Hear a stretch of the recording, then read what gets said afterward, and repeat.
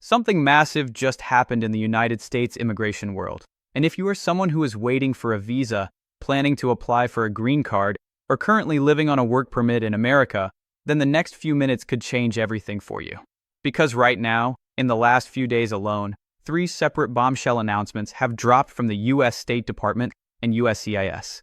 And most people watching this have no idea any of this just happened. So stay with me, because I am going to break down every single change, what it means for your specific situation, and what you need to do right now before you miss your window. Let's start with the news that just broke literally yesterday. Starting March 30th, 2026, that is yesterday as of recording this video, the United States Department of State officially expanded its social media vetting program to cover an entirely new set of visa categories. This is not a rumor. This is not speculation. This came directly from the official travel.state.gov website in an announcement published this past week. So what exactly changed? Before this week, social media screening was already in place for F, M, and J visa applicants, meaning students and exchange visitors, and for H, 1B workers and their H4 dependents. That screening started rolling out in late 2025, but now, as of March 30th, the State Department has added a whole new list of visa categories to that same vetting program. We are now talking about K1 and K2 visas. Those are fiancé visas for people who are engaged to American citizens and coming to get married. We are talking about R1 religious worker visas. We are talking about H3 trainee visas. We are talking about T visas and U visas, which are given to survivors of human trafficking and victims of serious crimes. And the list goes on.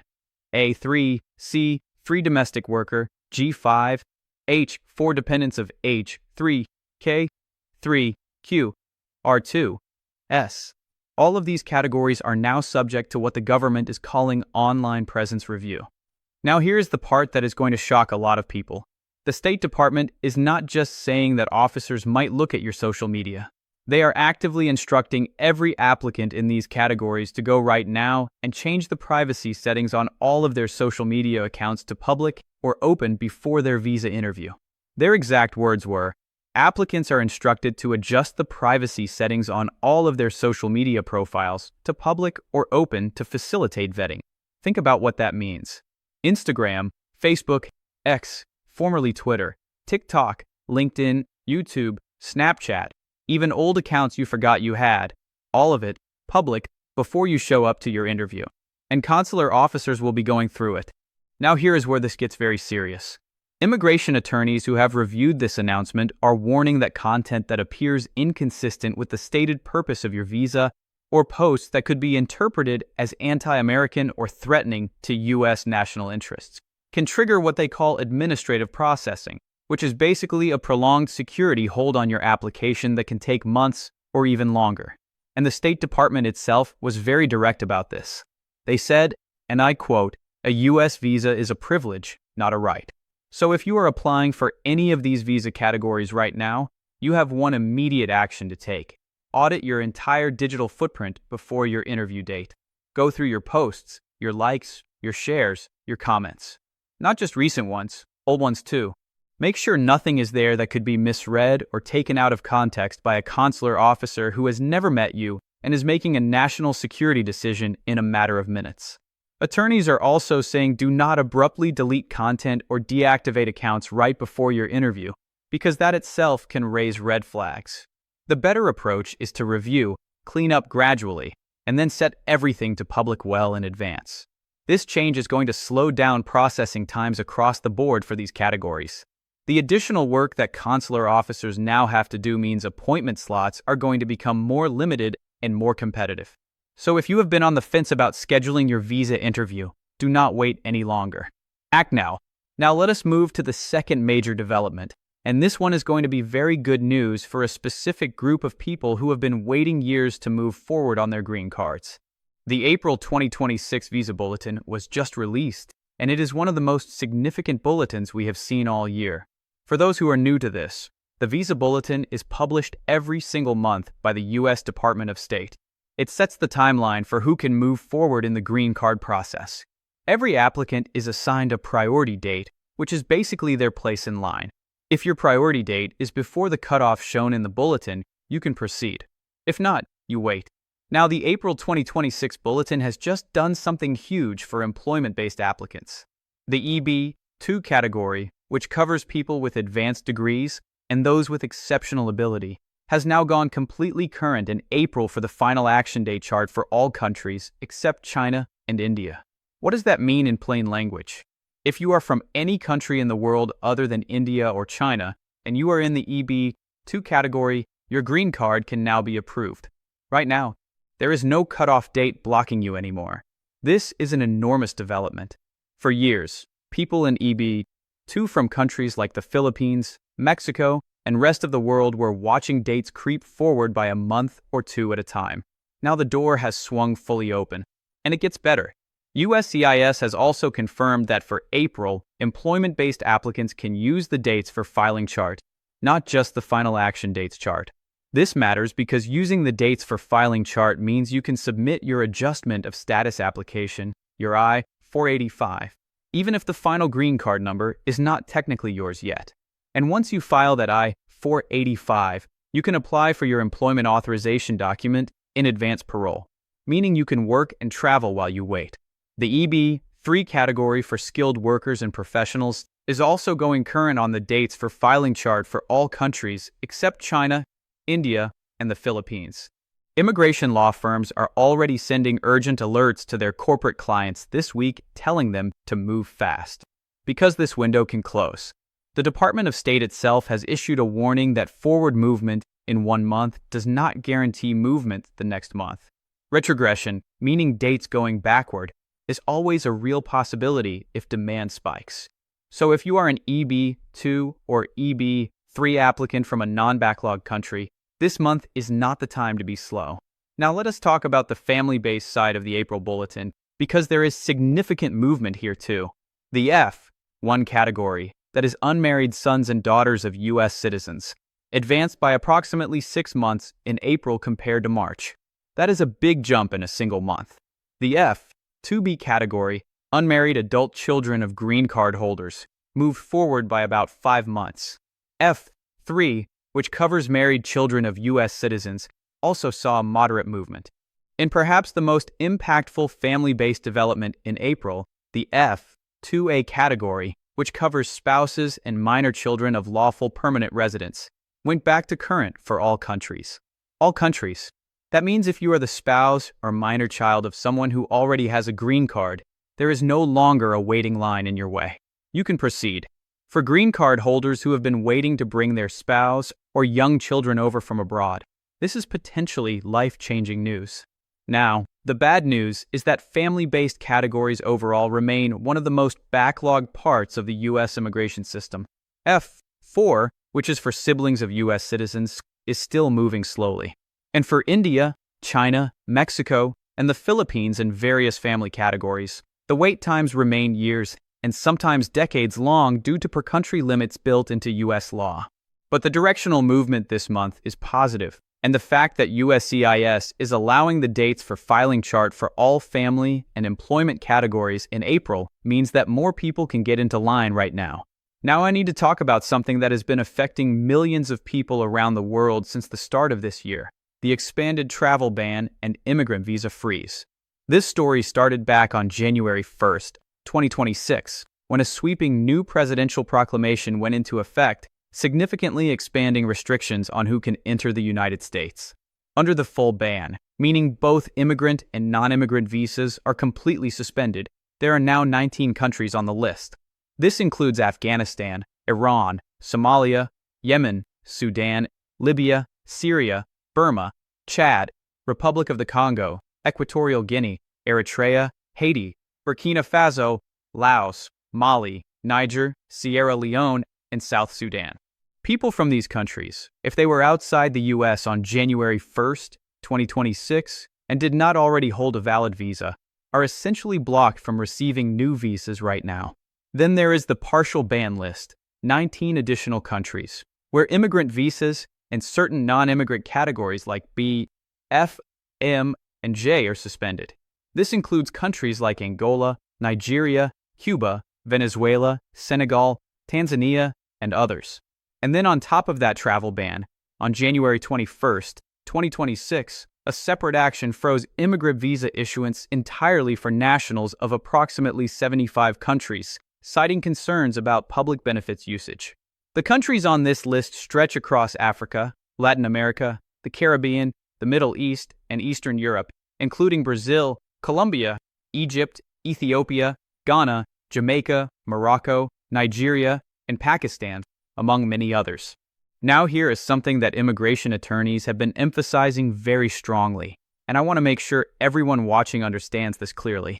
If you are from one of these affected countries, but you are already inside the United States on a valid non-immigrant status, an H-1B, L-1, O-1, F-1, E-2, or other visa, USCIS has not paused adjustment of status applications for you, meaning you may still be able to file your I-485 and adjust to permanent resident status from inside the U.S., even while the consular visa ban is in effect abroad. This is a critical distinction. The visa ban applies to consular processing, going to a U.S. embassy or consulate outside the country to get your immigrant visa stamped. It does not automatically block people who are already in the U.S. from proceeding with their green card through the adjustment of status route. But attorneys are also warning that nationals of affected countries may face additional scrutiny and longer processing times even when adjusting status from within the U.S.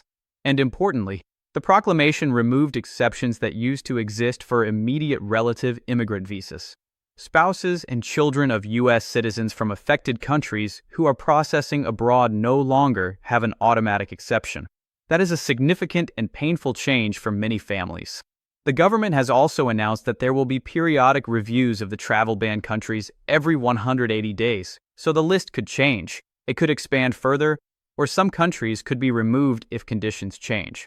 Let us also talk about a major cost change that went into effect this year, one that affects companies and workers relying on the H-1B and other employment-based visa categories. Starting March 1st, 2026, USCIS raised its premium processing fees. Premium processing is the optional service that allows an employer to pay extra to get a faster decision on a visa petition, usually within 15 to 45 days instead of waiting many months.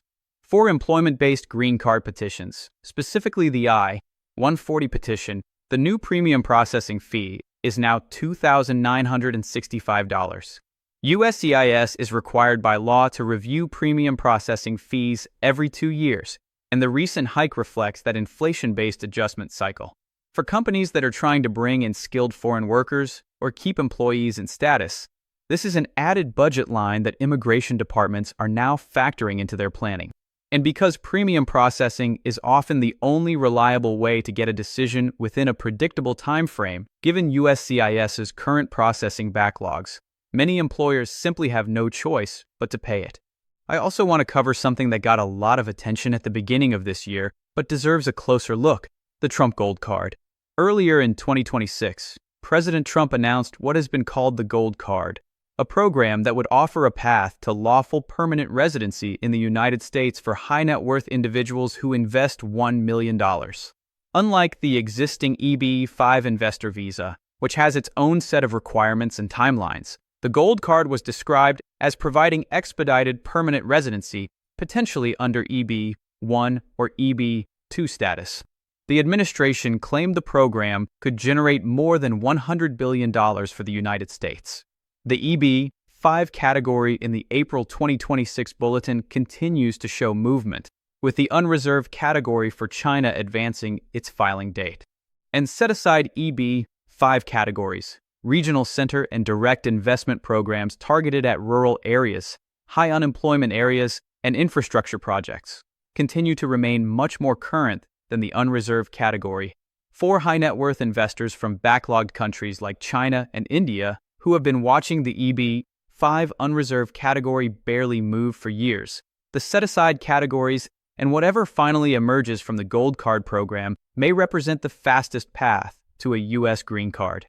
Now let me walk you through what has been happening with the citizenship test, because this change is going to surprise people. The naturalization exam, the civics test you take to become a U.S. citizen, has been overhauled. The new version doubles the number of oral questions from 10 to 20, and applicants must now correctly answer 12 of those 20 questions to pass, up from 6 out of 10 previously. The test also removed geography questions and now specifically mandates that applicants be able to name all 3 branches of the U.S. government. The emphasis has shifted heavily toward governmental structure, history, and civic values. For people who are approaching their 5 years of permanent residency and beginning to prepare for naturalization, this means the old study guides are no longer sufficient. You need to prepare under the new format. Let me also mention the biometric screening expansion that went into effect in late December 2025, because it is now fully operational and affecting millions of travelers. U.S. Customs and Border Protection has been authorized to collect facial recognition data from all non-citizens entering and exiting the United States, and this now includes green card holders at airports, land border crossings, and seaports. This is a significant expansion. Previously, facial recognition biometrics were mainly collected at certain international departure gates for non-citizens.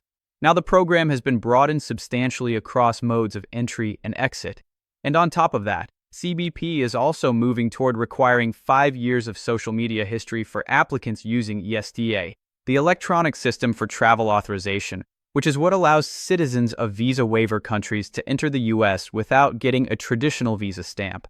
This requirement is tied to a 2025 executive order and would be one of the most extensive social media disclosure requirements for any travel program in the world. For people from Europe, Australia, Japan, South Korea, and other visa waiver countries who have been traveling to the U.S. without worrying much about documentation, this is a new reality to prepare for. Now let me zoom out and give you the big picture of what all of this means together.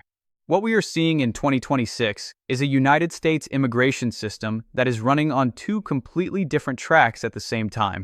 On one track, there is genuinely good news for skilled workers and their families who are already inside the system. The April 2026 Visa Bulletin is delivering some of the most meaningful movement we have seen in years. EB-2 going current for most of the world is the kind of development that people in certain categories have been waiting for since they filed their I-140 petitions years ago. The ability to use the dates for filing chart, now for the 6th consecutive month, means that tens of thousands of people can get their I-485 in the door, get their work cards, and stabilize their lives while waiting for the final number. On the other track, the system has become dramatically more restrictive for anyone approaching from outside.